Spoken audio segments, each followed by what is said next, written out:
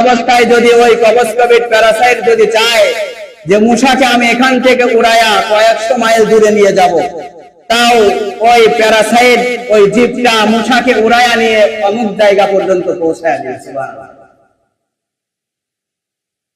আবার ওই মূষার থেকে ওই প্যারাসাইট ওই জীবটা আরো ছোট আকারে, আরো ছোট, অথচ ওই প্যারাসাইটের ভিতরে আল্লাহ তাআলা এমন একটা শক্তি রেখে দিয়েছেন যে পাখা ছাড়াই, ডানা ছাড়াই তাকে উড়াইয়া কয়েকশো মাইল দূরে নিয়ে যেতে পারবে।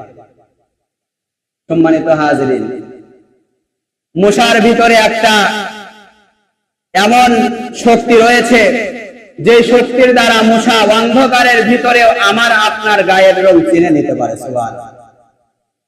আমার গায়ের রং কালা না ফর্সা, আপনার গায়ের রং সাদা না ফর্সা, এটা মূষা চিনতে পারে।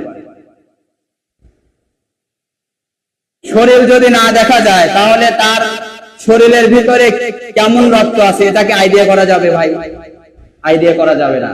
এজন্য আল্লাহ তাআলা তাকে এমন একটা শক্তি দান করলেন যে শক্তি দ্বারা সে অন্ধকারের ভিতরে আমার আপনার শরীরের ভিতর, আমার আপনার গায়ের রং কেমন, এটা আল্লাহ তাআলা মূসাকে চেনার মতো শক্তি দান করে দিয়েছেন।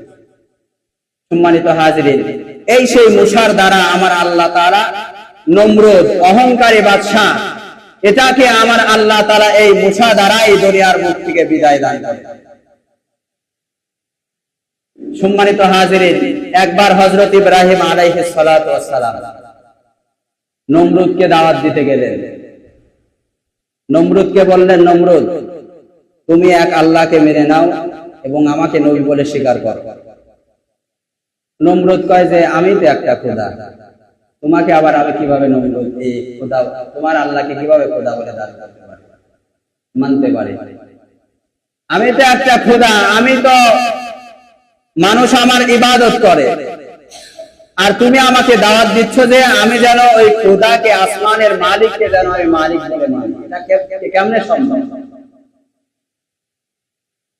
সিজদায়ে গায়রে খোদা হরগিজ না করনা তুম কভি, সিজদায়ে গায়রে খোদা হরগিজ না করনা তুম কভি, अंबिया हो औलिया हो और हो अपना नबी, औलिया हो अंबिया हो और हो अपना नबी, वलहुल किबरियाउ फिस समावाति वल अर्दि व हुवल अजीजुल हकीम।